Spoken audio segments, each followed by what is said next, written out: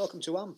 My name is Richard Conway and this is the platform for age group multisport athletes to showcase their journeys.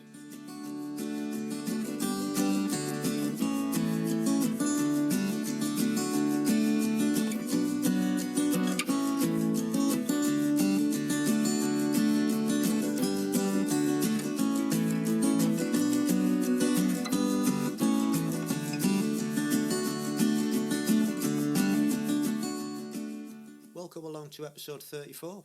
I hope you're all alright and you're enjoying your summertime and your training's going well, and if you've been racing, hope that's gone well too. On this episode we speak to Gavin McLaughlin, and I came across Gavin on a Facebook post that I'd read of his about his first triathlon back after he'd had a stroke back in October, and I've got to say it sort of moved me. It hit home how vulnerable we are and how mortal we are when we're getting on a bit in age, and it's things that we don't really think about. And it struck a chord because obviously it happened to me 7 years ago when I had a heart attack, and Gavin's story, having a stroke, it's quite inspiring actually to think what he's gone through, and he's got back racing. He had his stroke in October and he's back racing already, so that's testimony to the man and the fitness that he had before it happened. So we speak to Gavin and we hear his story, very inspirational, and I hope you enjoy that. The Olympics has started. Been watching quite a bit of the Olympics. Stayed up and had 2 late nights watching the men's triathlon. Well done Alex Yee, fantastic result. And then the ladies the next night, stroke morning.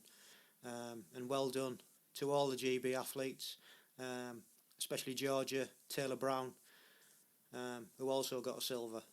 So really exciting racing. Best people won on the day.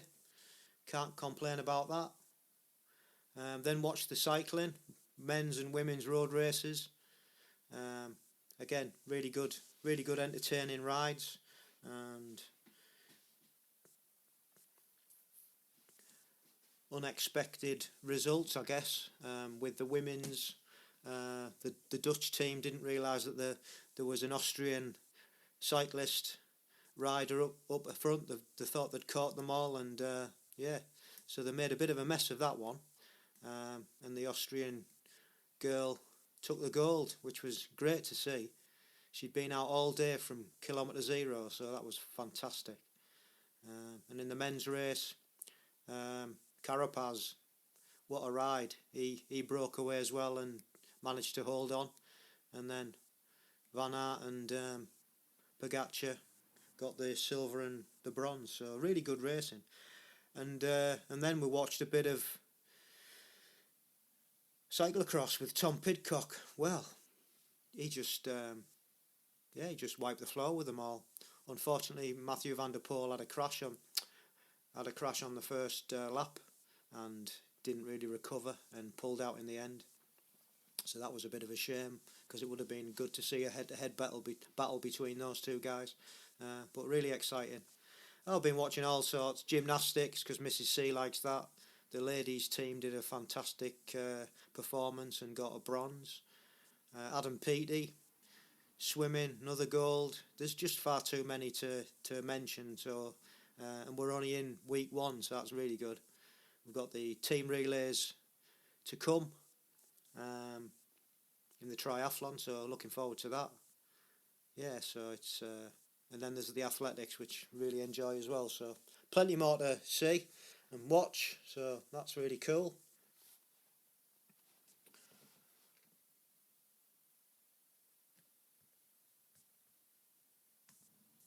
And a few congratulations on the domestic front. Quite a lot of racing going on. We had the Outlaw full distance triathlon at Nottingham, Home Pier Point, and myself and Mrs. C went across to watch in the afternoon. One of our teammates, Simon Sharp, was racing. He'd been preparing, I think for a couple of years for this. He'd never done one before, and he was, he trained hard, and he smashed it. So he did really well. It was great to be able to go along and cheer him on. There was a few other of our friends that were racing as well, so we give them lots of cheer, lots of encouragement, and it's just phenomenal to watch all these people do these things, and it's just mind blowing the length of time that people are out there racing. It's just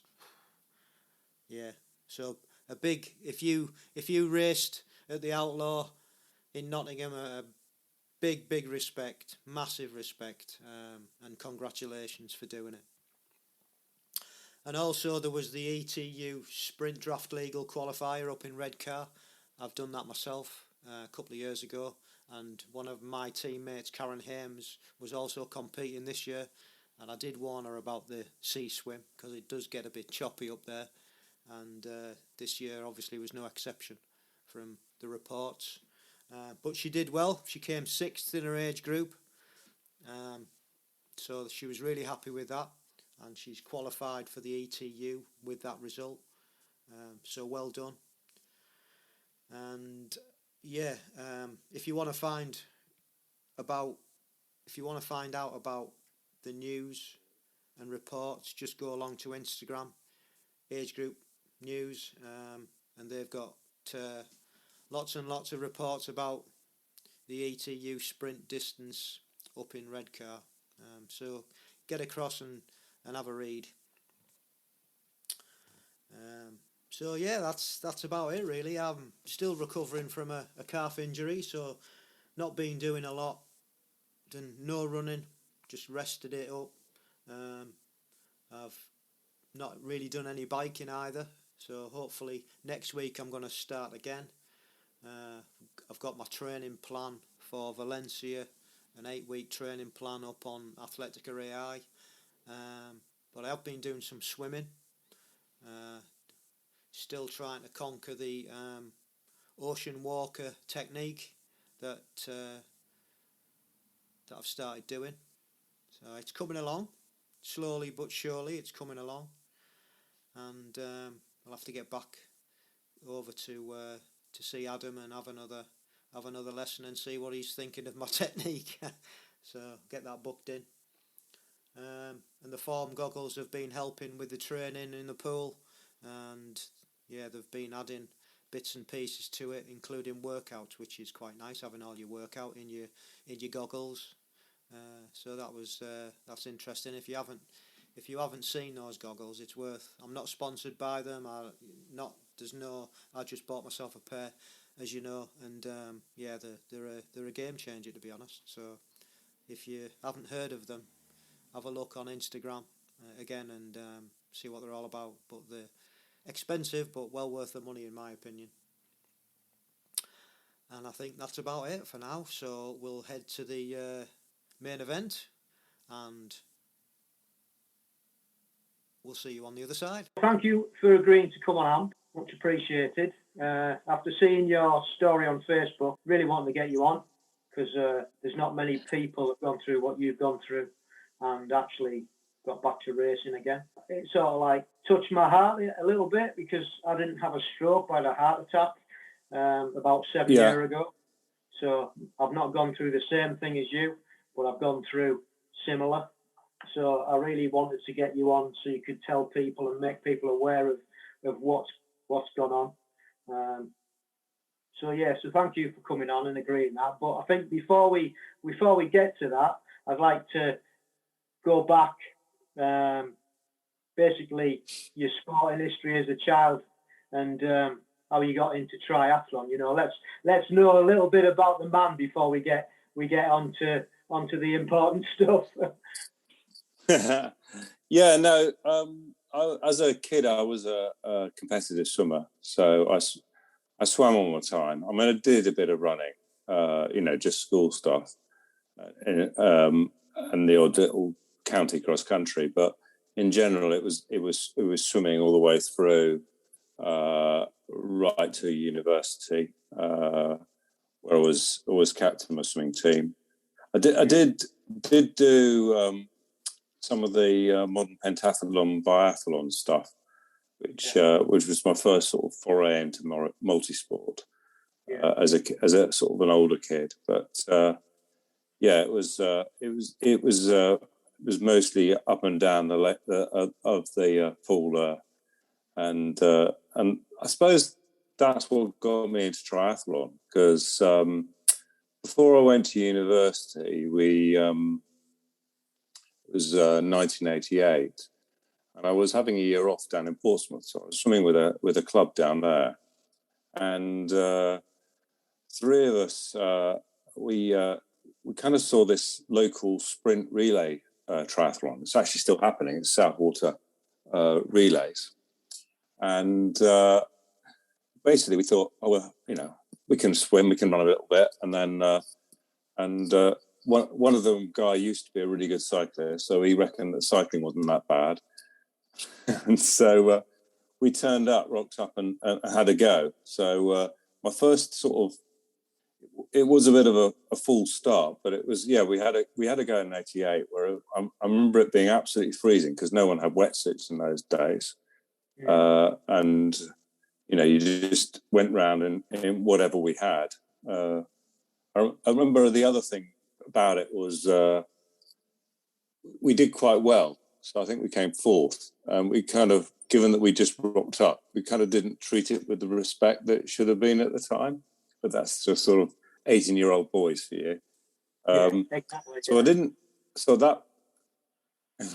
So I then went off to university where I carried on swimming, and it was, I didn't really look at another try for about 4 years, and then after that, we used to use it as had a reunion at the swimming club. A lot of the swimmers got into triathlon after university, so we used to have a reunion, and it was good fun. We used to go and do that each year, but found gradually it was getting harder because more and more people turned up with wetsuits, and I was the one getting swum over rather than the one swimming over people at the start.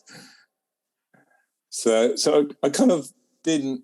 I went away from sport a little bit after that, and didn't do a lot till it was around about 2000, around about there. And I'd started doing mountain biking, a little bit of mountain biking, but I realised I was a bit too big and heavy for mountain biking, but it was good fun. And I was doing a local sort of works pursuit running race, which I, smashed everybody at. And someone said, "Oh, you can't swim, can you?" And I said, "Yeah, I can swim." And then you could swim. Oh, can you bike? Yeah. So why didn't you try a triathlon? So there was a local sprint one down near me, Newbury Triathlon, and they had a novices category, I think, which I thought, well, as I've only done a couple of just relay ones, I haven't actually done a proper one. I thought I'll do that one, and so I went in and did quite well. Won the novices, came fairly high up in the field, so that kind of got me back into it. Got me into it, and then I did a few more, and bought myself a serious bike, and that was really how I got into tri. Yeah. And were you part of did you then become part of a club, or have you always been on your own? Have you got a coach or anything? So I've always been self-coached. There was a little local club around here, which was more. It wasn't an official club. It was a group of like-minded triathletes who used to meet and swim train and stuff like that. And then I think after a while that folded, and a couple of them went their separate ways. And a load of them joined one of the local triathlon clubs that I'm still a member of, and we had organised swim sessions, which was good, and then we used to go out on the bike, and then running was with the athletics club, so it got me into running with the athletics club. So I started coaching junior athletes as well. So I've never had an official coach. I've met a lot of coaches and taken a lot of advice off those coaches, because I used to run sessions for the local for the athletics club for juniors who wanted to try triathlon. So I kind of introduced them to triathlon, and then got them, some of them that were keen, we kind of got them up, and then moved them up into the local, into the regional academies. So you've been, all in all, you've been doing triathlon for quite a long time then. Yeah. No, it's something I just like. I like the variety of it, and I kind of. It was funny about taking it serious. You asked the question about wanting to go into age group, and it's one of those sort of growing things why I got into it. So it was more a case of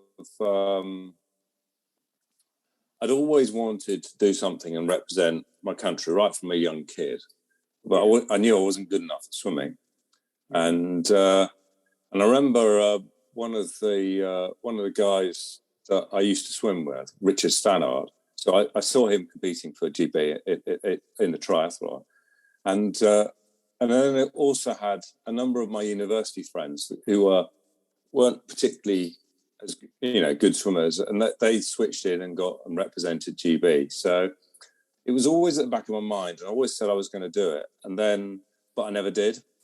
Yeah. So it was sort of finally the switch when I was in my late 40s, and I could see 50 coming up. I suddenly thought, no, I'm actually going to get off my horse and do it, take my training seriously, and push and see what I can do. My favourite distance is probably sprint, because for the two reasons really. I'm more fast twitch fibers, so I'm better at that explosive running. Swimming doesn't really make a lot. And when they brought in the Draft Legal event, I found that fun because I've never been the massive super powerful biker, whereas I could follow a cycle race and stay in the pack. So it was kind of it played to my advantages, whereas get out there, put a solid swim, get a good transition, and then just hold on in the bike and see what's left on the run. Yeah. I'm one with you. I mean, sprint's my preferred distance, and I'll just love draft racing. I just, like you, it's fab. Just love the whole atmosphere of being in like a group and working together. I think it's like the professionals do, isn't it? Like the Brownlees do, and it just adds that other dimension to triathlon, really. Yeah, my son was in one of the regional academies, so I was, before they opened it up to age groupers, I was seeing those races regularly, and it was just like, I really want to have a go at this. This looks so much fun. Well, I know it's more dangerous. I know there's more chance of getting knocked off, but it is proper racing. Yeah, totally agree. So you knew about age group from quite early on then, and you didn't decide to go in and have a go till your 40s. So what was your first qualification event for that, and where did you end up racing? Well, I've only the qualification where I raced was Lucerne last in 2019. Right. Qualified previously for Cosmosol, but I couldn't afford to go. Yeah. So I tried Rotterdam, but just missed out on a place. So, but I wasn't, when I went for Rotterdam, I didn't know enough about draft legal, wasn't good enough on the bike. So it was like when I came back to do it for the qualification for 2020 for the 2019 one in Lucerne. I put a lot more effort into understanding how not just going out there and cycling, but being able to hang on the back and work with groups, which was, a different kind of skill to learn, if that makes sense. Yeah, totally. Yeah, totally. So how did you find the experience of Lausanne then?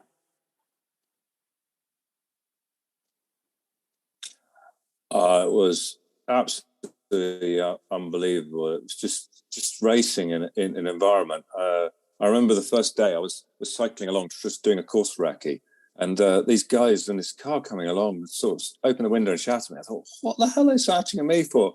And then I turned to the right, and Javier Gomez was running right next to me, and it was like, wow, having those guys not just racing around you, but training around you was just incredible. Yeah. It's really special when you've got, the elites racing, and you're on the same course as they're going to be on, and they're all there, and you can get to speak to them and get photographs with them. It's the last thing they want, I know, but it's like, it's so, you can just available, isn't it? I don't think there's many other sports like that. Yeah, I've not found a sport like it. The only sport I used to do a brief little bit of rowing when I was at university, and we luckily enough got to race at Henley, and we were doing a training and a bit of mixing. We ended up racing just a short 2 minute stretch, the world champions. But that's the only nearest thing I've ever come to being able to be near, absolutely the guys at their elite level. And they are so fast. You don't appreciate it until you try and, they're right next to you. Yeah, they are super, super fast. And they're just fab to watch, the men and the women and the relays. It's just all brilliant. So you qualified and you raced. How did the race go? Pretty well. Came 24th in my age group, fourth Brit. So it wasn't. It was I thought one stage I was third, but it was there was one guy a bit further ahead. There was three of us all fighting for the place at the end. Yeah. That was really good though for your first one. And have you got any? Have you attempted to qualify since? No, I need to be probably a good. See how I am in a couple of years whether I can get back to being competitive, really competitive. I need to, at the moment I can. My running's coming on in leaps and bounds on a daily basis, but you've got at the moment it's 20. 28 minutes is doing well, so I need to be down below the 20s to think about quality. Yeah, I mean, I didn't really mean like sort of now. I thought before you'd had your stroke, had you tried to qualify for anything else? Well, I had the last race I had in my diary was the 2020 qualifiers at Eton, so that was what I translated into the Banana Try to do the raise the money this time. But yeah, no, it was I was probably. With me and with the family situation, as much as I'd love to do all the international ones, it's really looking at the ones where I can actually reasonably achieve.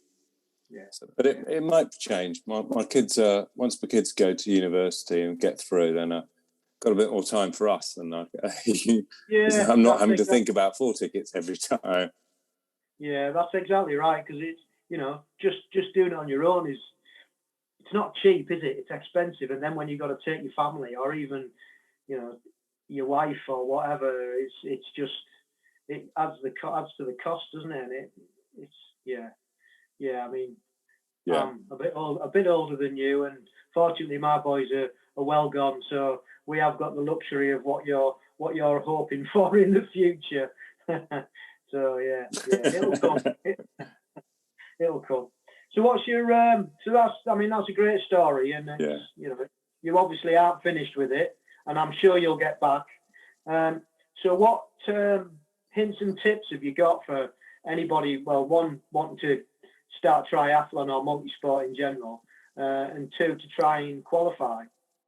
Well, I think with starting triathlon, I think it is what I would probably say to people is, make sure they're having fun, but also make sure they think about the transitions, not necessarily to be super fast, but it just makes that brick training, the ability, beforehand to have practiced taking your shoes, putting your shoes on when they're wet, or putting into cycling shoes and mounting. That is so important, so confident. And I've seen when I've been marshalling at events, it's the thing people come a cropper on, because they don't, they're used to mounting nice and easily when they go out for a cycle ride, or they're used to getting off the bike.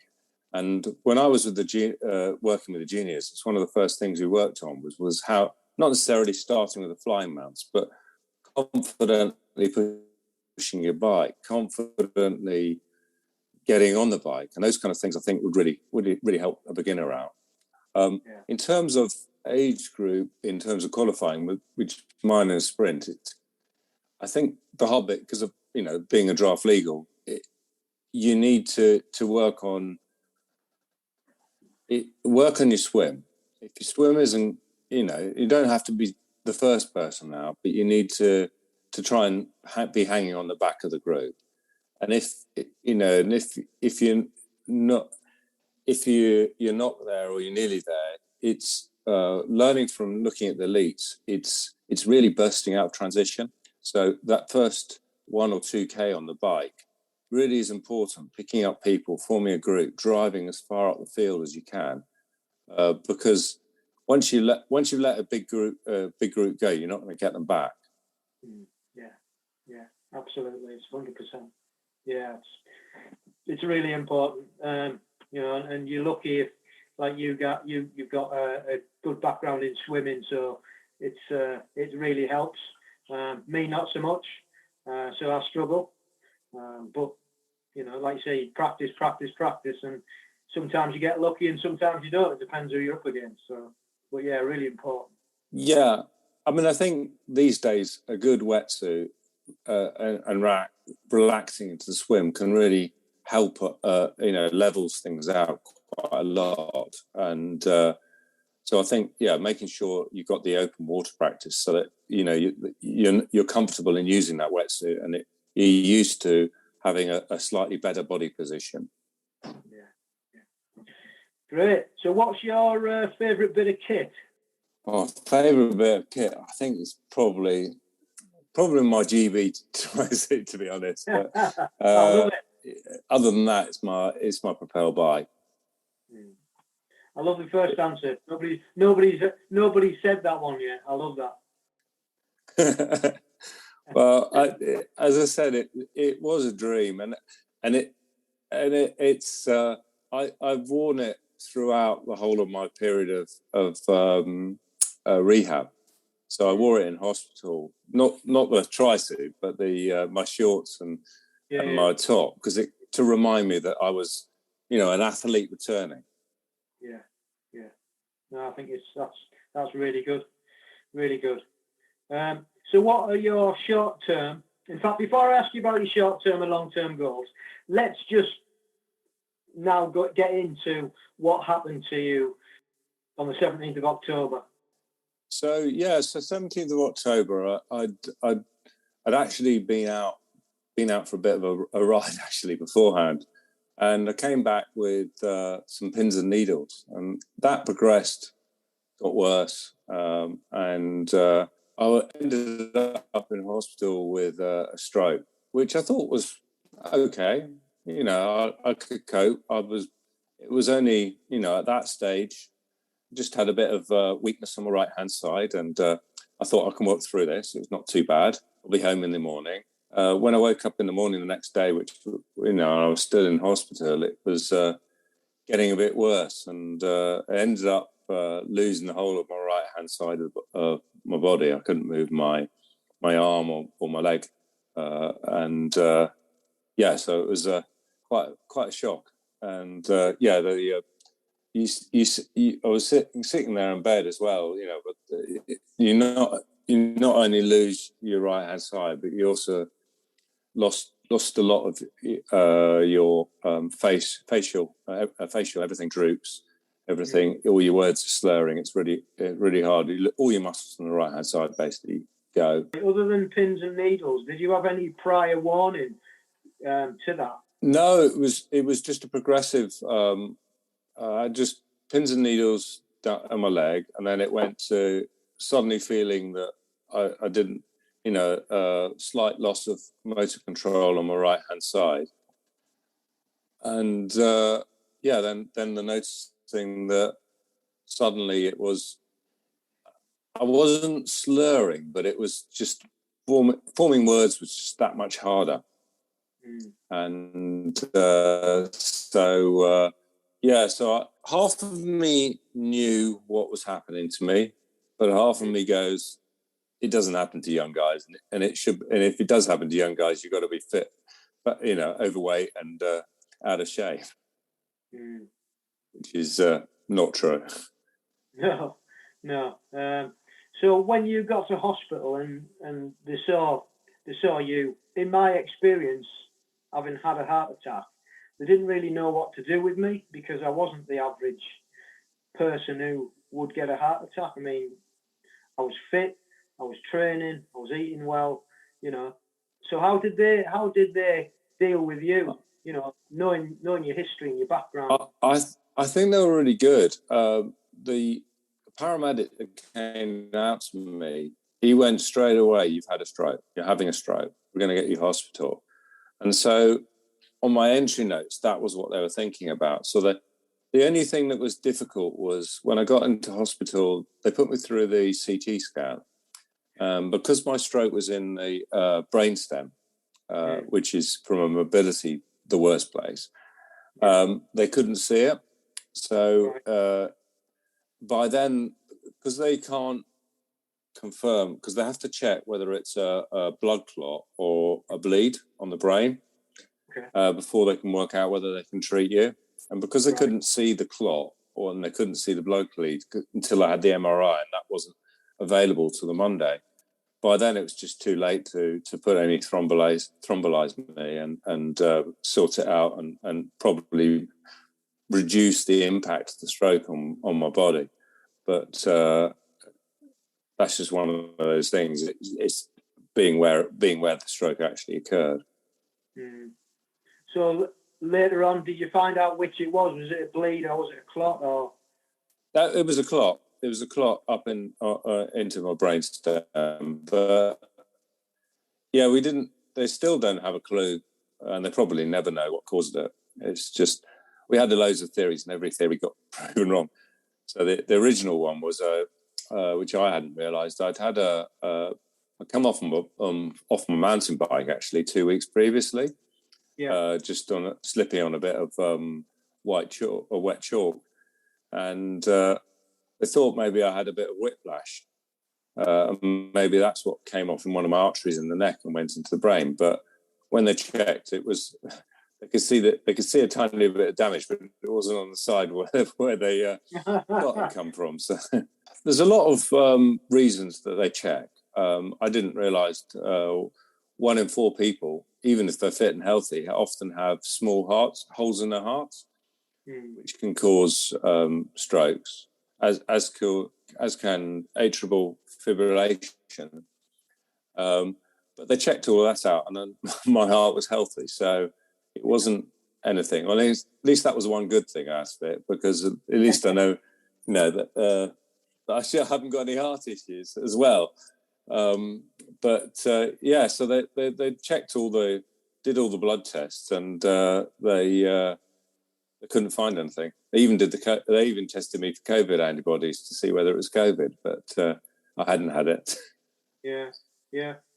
It's just so bizarre, isn't it? How it just all of a sudden just something like that just happens, and we don't know why. Yeah, I mean, it's just probably. I mean, the likelihood is that maybe there was one slight funny beat or something that causes a bit of turbulence in the blood flow, and if that's the issue of the heart, is a bit of turbulence of the blood flow, and then you can get blood where it slows down, and that's what can start and cause a clot.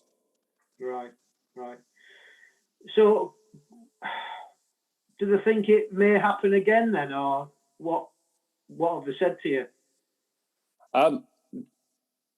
Well, to be honest, now that they once you've had a stroke, because you are considered more at risk, they immediately put you on blood thinners and statins, and basically that takes you down. Your risk is now lower. There's always a chance because it depends what caused it, but the likelihood is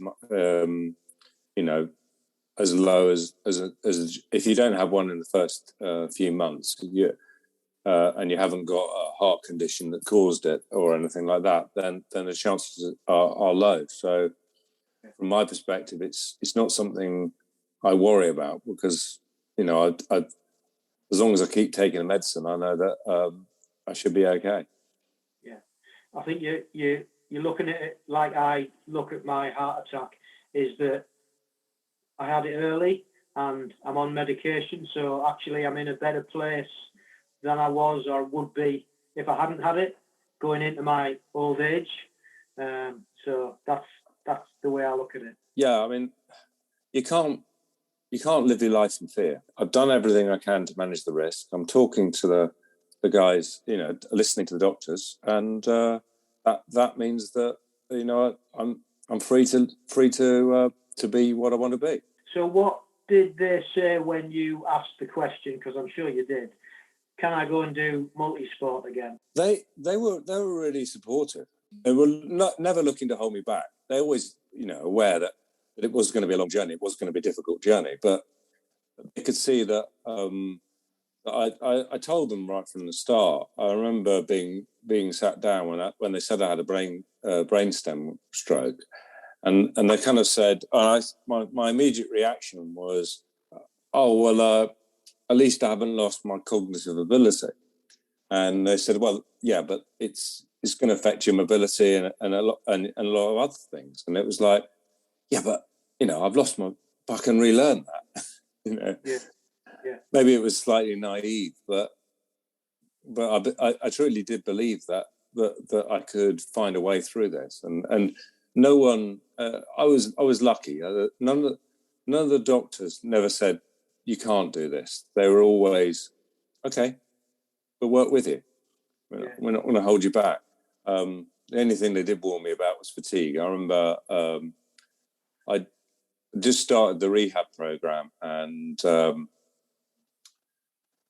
I'd done the first day, and I everything the physios did, I went for it, and then did a couple more each time. And I got in that afternoon and sat down in the bed, and I thought I was having another stroke. And it was just the effects that I just pushed the body too far. Too far, too soon. Yeah, no, just you've got to. The problem is, to me, it was all about building up the muscles again that weren't working. I didn't appreciate till later on that actually what I was trying to do was maintain the muscles, but learn the motions. Because it was retraining the brain to learn how to move your arm, move. It wasn't about strength. It was about, doing things, moving, learning. It's a really weird experience in that, I quite quickly got bits of my leg working, and I could stand and I could sort of walk. But there is, even now there are still muscles. They come back. I've worked on them, but I have to really think to engage them in my stride. I mean, it's quite strange. I've actually had to relearn to walk about three times, not because I've lost the ability, but because we kind of, the brain finds a way to let you do what you want, what you're trying to achieve. And that's not necessarily a safe way for long-term, joint stability in the future. So it's been quite a discipline in that, you kind of think you get good at walking, and you get, you're quickly there, and then you realise that no, I'm lifting my hip. I'm not driving from the quads and the hamstrings and the glutes, and I think being an athlete before and being a coach really helps, because you can cope with the boredom. You can cope with that kind of repetitive type of activity, but you can also understand what they're trying to achieve. I think it would be really hard if you didn't know how your body worked beforehand, to try and realize when you're doing it wrong. Yeah. I guess it's helped you so much. I mean, how long is it now since you sort of like got back to training and then to your first race that you've done? So it was roughly 9 months to that first race. I'm training. I started training, probably I started focusing towards it from about February. That's when I made the decision to do it. But it wasn't. It was kind of at that point. It was learning to cycle, and then each time learning to go a bit further. Because like with running, I worked out how to run quite well. I could run fast. But the problem is, what I couldn't do, which was to enable me to do a triathlon, was learn to jog. That was much harder than learning to run. Right. And so I spent a lot of months, running 100 meters, then having to walk, running 100 meters. Whereas, where it was having to learn that control of, because actually jogging, you don't lift your knee so high. You don't, and you have to move your foot much faster into a landing position. And that, all those kind of things, when you're having to think about them, when to turn it into a pattern is hard. Yeah. So that's incredible, though, isn't it? 9 months after having the stroke to be competing. That just shows you. I guess if you weren't as fit as you had been beforehand, it would have took a lot longer. Yeah, I mean, I think it did mean being fit. Did mean that my left side was able to support me and do things that I wouldn't be able to do before, while I was building back up the right and learning the right. But yeah, it's been around the. I was lucky that I didn't get as fatigued as some people who survived stroke, but I was talking to someone today at work, and we were saying that when I was off work and I was doing rehab, I'd often I might have an hour or 2 hours with the physios a day, because I work with them, so I nicked a bit of extra time. But I'd often put in 3 extra hours in my room. Well, we used to joke at the weekends I had more equipment in my side room than they had in the entire physio suite. So, but you just have to try and make the best of what you have and work with it. And I remember I was given some really good advice by one of my AOTs who said, your recovery, you have to own it. It's got to be yours. We can only guide you. We can only give you things that you need to work on. But the amount you recover is entirely up to you. And I remember I was there, and I used to.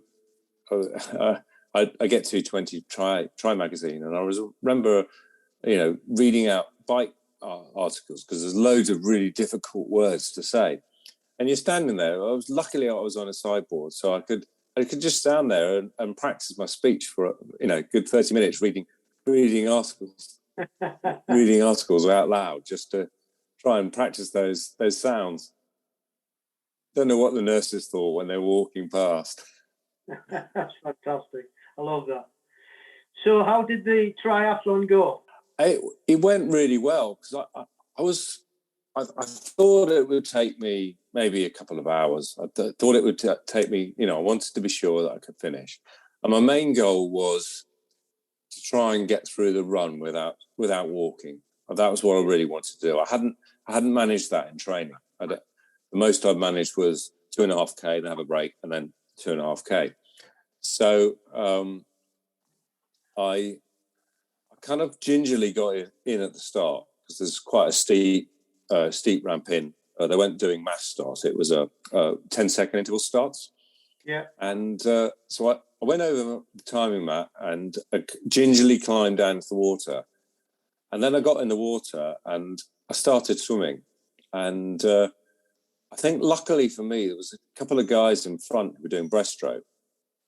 And I quickly caught them, and it suddenly spurred me into that competitive instinct again. So it was kind of, I wonder how many more people I can catch before the end of this end of the swim section. So I did catch a few people. The one thing I did manage to do was ignore anybody coming past me. There was no way I could race them. But yeah, so I got through the swim section. It was really good. I remembered the lessons from the lake, which was don't try and get out where you normally get out. Get out where it was a bit deeper. It was down so easier for me to control my balance. Yeah. And then I walked the transitions because there was no way I didn't want to damage my feet without running barefoot.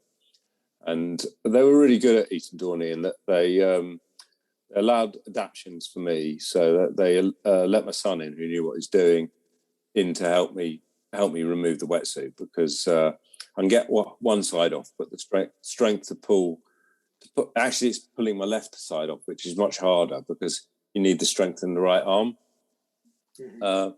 But yeah, so he helped me out with the wetsuit, and that's got to be my personal worst transition. There was 7 minutes across the transition point, but that was not too bad. I think a lot of people over it. That's fantastic. Yeah. So and then I got on the bike.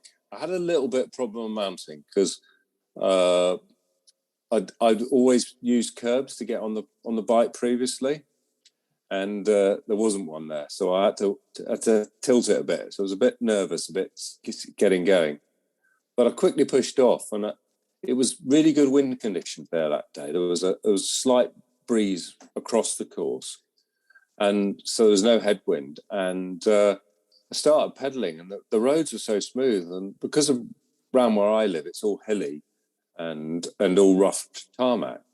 I suddenly found myself up doing race speeds again, and I was like pushing along. I was thinking, well, this is good. And my body was feeling good. I remember it lasted 2 laps, and then I suddenly realised that I'd have to run, so I kind of dialed it back a little bit. Yeah, but it was good because suddenly, whenever I've been racing, whenever I've been out on the bike before, you kind of the person. I was doing really well, but much slower, and then people are always coming past you when you're seeing out cycling. So it was suddenly quite nice to be in a triathlon, so where there's a full range of people from complete beginners to some guys pushing it really hard on their time trial bikes. So it gave me people to chase and people to go for, and it felt good, to be honest. Yeah. It really felt good. And but I do remember coming to the end of the bike course, and I was thinking, how am I going to get off?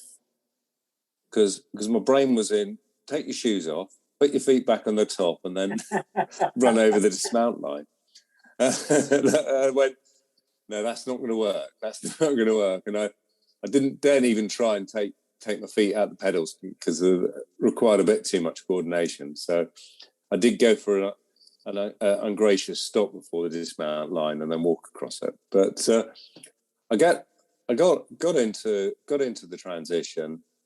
This time I didn't put elastic laces in or anything. I just used the shoes that I've been training in, which I think is another good beginner's tip. And because I knew I'd be comfortable, I knew they support my feet, and I knew they wouldn't give me blisters. So I set off on the run, and there was a couple of older guys who were just going at a nice sort of close, easy pace, about 50 meters in front of me. I thought, whoa, they're going about my pace. I wonder if I can get them.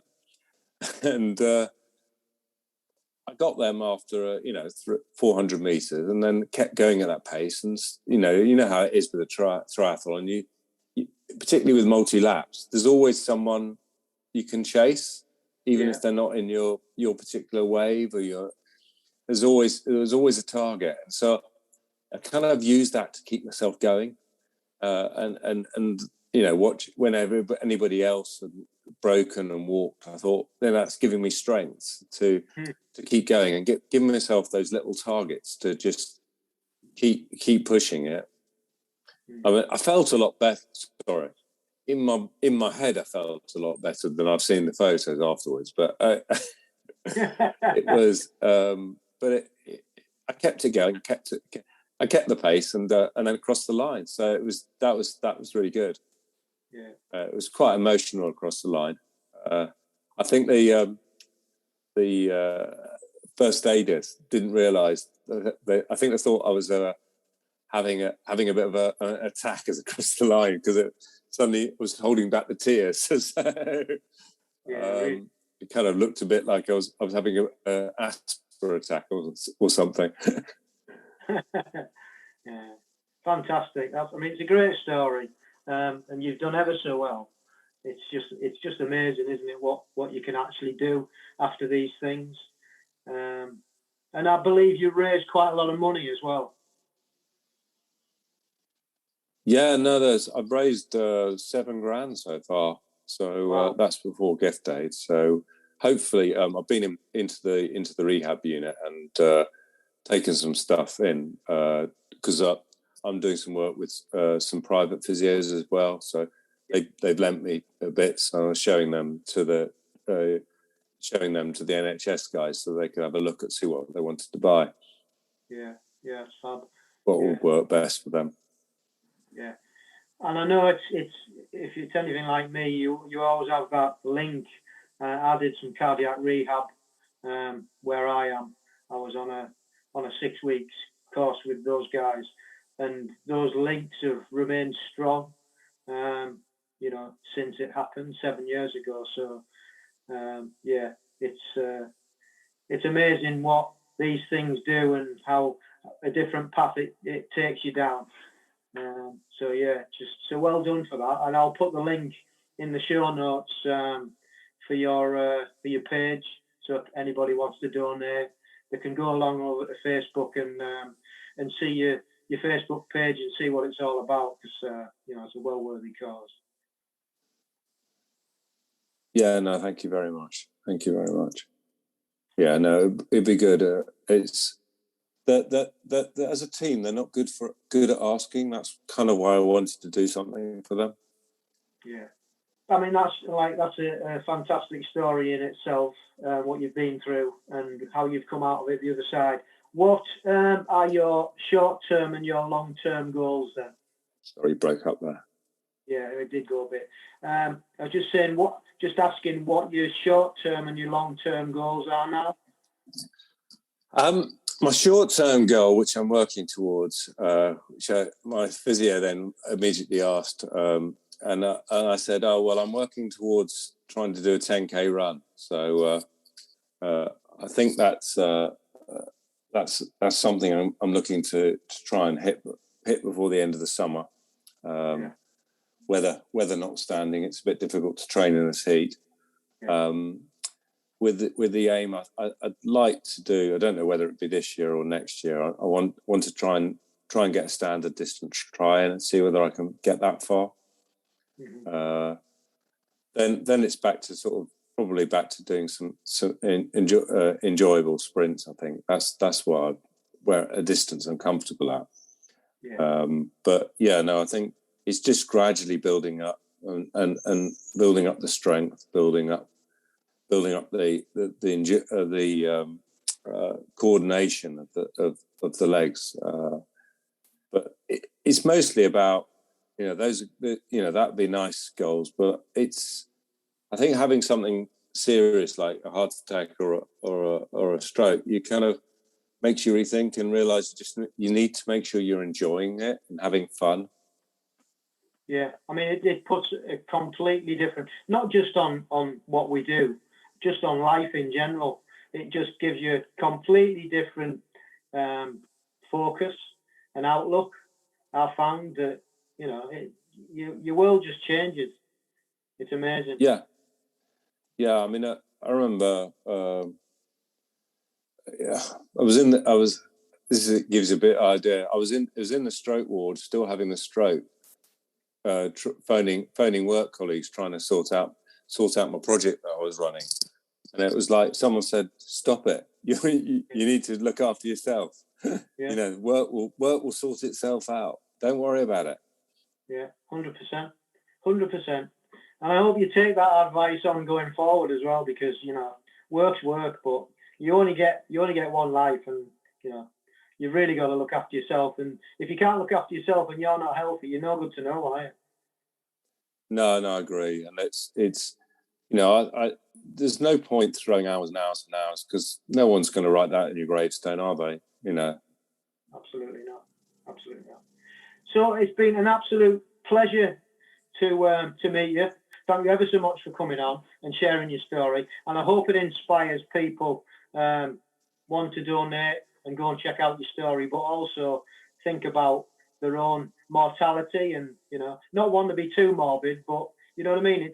It's important. Yeah, no, it is important, and it is the message that anybody can have a stroke, and to think about it, because the quicker as soon as you realise that is something you might be having, and most of us do have a hunch, and particularly if you're young, the quicker you can get it in there, that they might be able to do something. They might be able to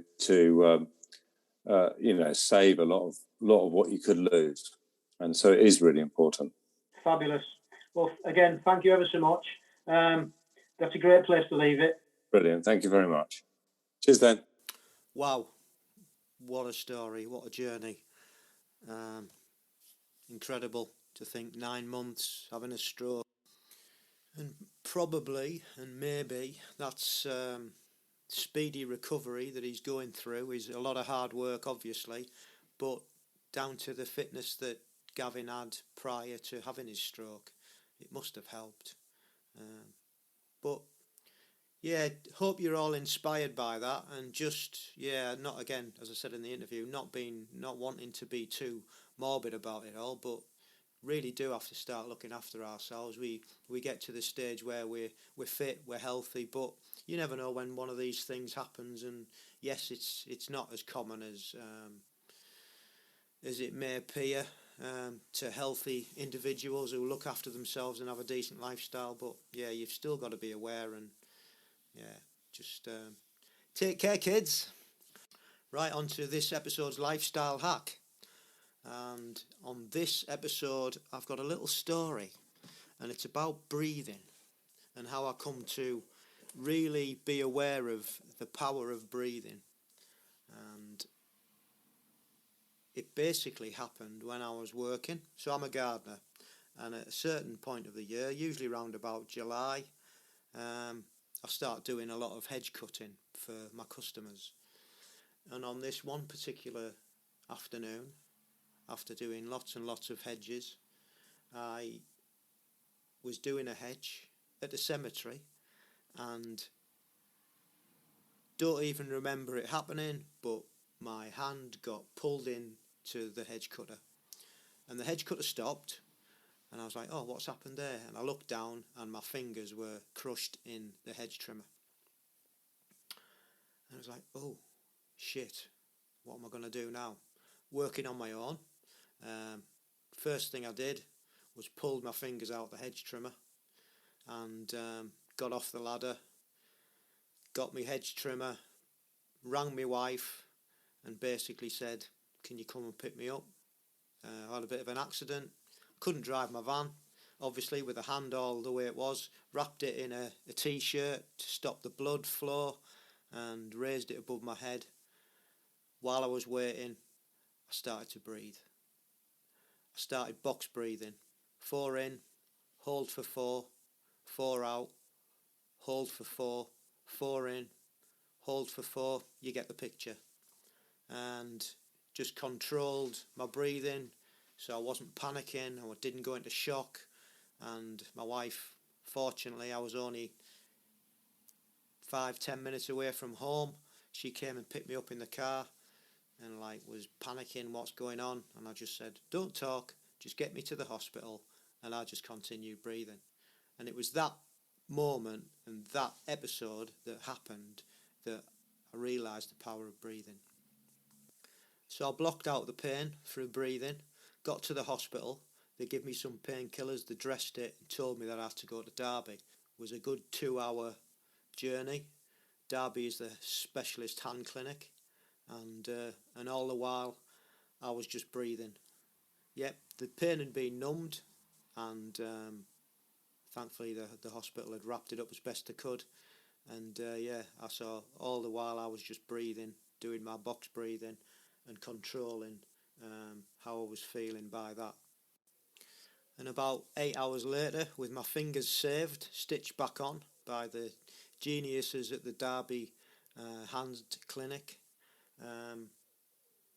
can't thank that doctor enough, because he was just about to go home, and he took the time to put my fingers back on, which was much appreciated. And they've healed fantastically well. You couldn't even tell that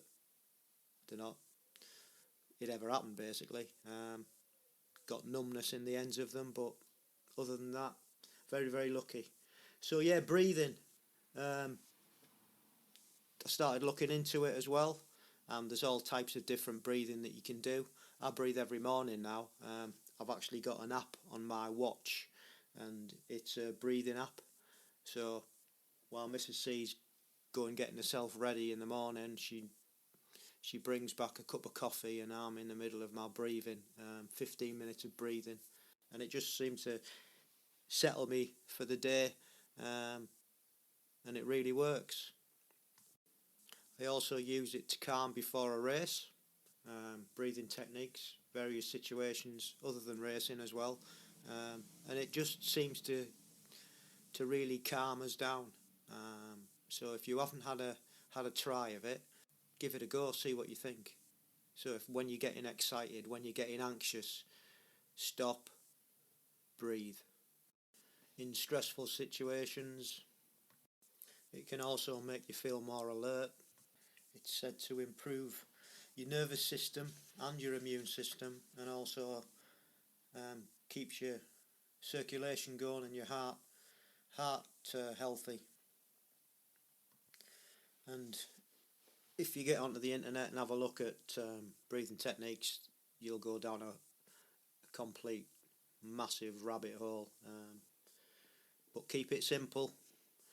Don't get confused. Just go with the basics to start off with. One of the other things that I found and I've read about is, and I've probably mentioned it before, but the use of breathing to give you an advantage in exercise. And there's a book that I'm halfway through called The Oxygen Advantage by Patrick McKeown, and the ways that he's claiming that he's scientifically proven breathing techniques to help with maximising the benefits of a fitness program and stimulate high altitude training.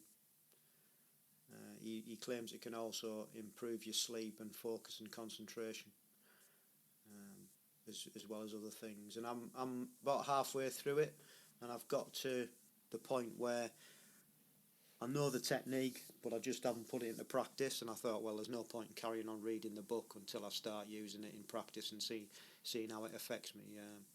And I just haven't got around to it, so that's on me. But breathing. So have a look into it. Really interesting book, The Oxygen Advantage, to be fair. See what you think. So that's basically this episode's lifestyle hack, breathing. So that's it for this episode. Once again, thanks to Gavin for coming on and sharing his wonderful story. And thank you guys for listening.